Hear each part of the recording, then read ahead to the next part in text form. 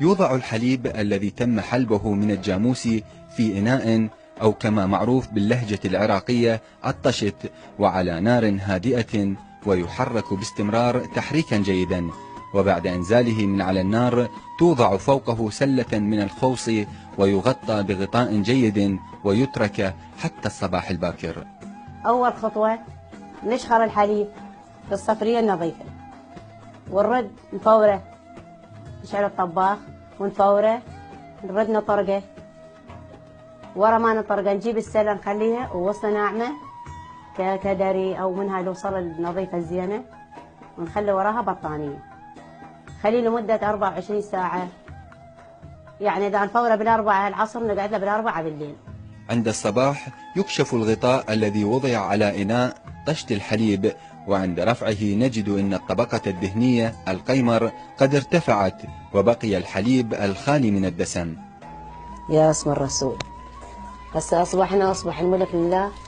نكشفه، صارت الساعة بالأربعة بالليل، نكشف القمر، أصبح قمر. دا نقش النوب من عنده قمر.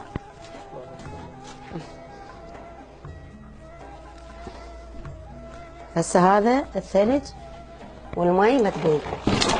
نجيب السكينة الناعمة صغيرة نشيب على شكل شياط فيخش المي والثلج بالوسط.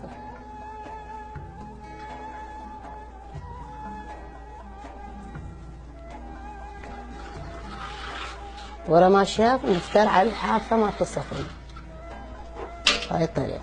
ولأن نقطة ضعف القيمر الحرارة، فإن صناعه يحتاجون إلى الثلج حتى في فصل الشتاء لبقاء الدسومة والتماسك، وهذا الثلج يجلب من مناطق بعيدة ويثقل كاهل المربين، وبالأخص من سعره الذي يستمر بالصعود كلما اشتدت حرارة الجو.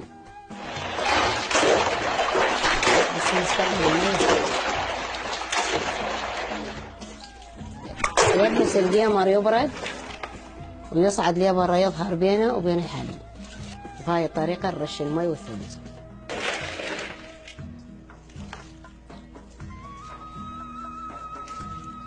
على 5 دقائق تقريبا نقوم نرفع القمر للصينية. هاي الصينية بهذا الشكل، تكون صينية فافون أحسن له، تاخذ رطوبة وبرودة للقمر من جوا من الثلج. هاي الصبح من راح يبيعون القمر يسوقون ثلج من المحاويل، يجيبون قالب ب7 ب5 وصار نشتري ب15 بهالشكل هذا. نبيته للصبح نستعمله نشتغل هاي الشغلة دي. وحين الانتهاء من رفع القيمر يؤخذ الحليب غير الدسم المتبقي في الإناء ويوضع على النار بعد وضع الخميرة عليه للاستفادة منه في عمل اللبن الخاثر والجبن. هسه نرفع القمر. بسم الله. هسه نرفع الشيافة بهاي الطريقة، خليها بالنار.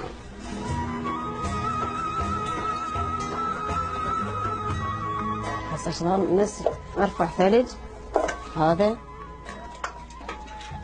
نرده للبناء سرية الثلج.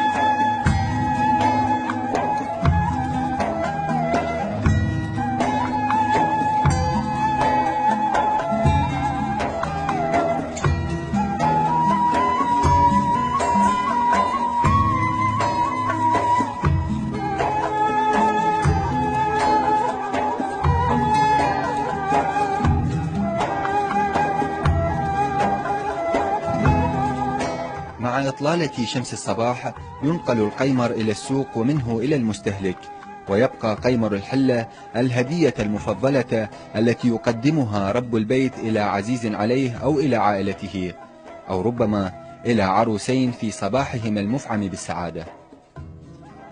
أطيب قمر قمر الحلة، قمر العراقي أضبط قمر.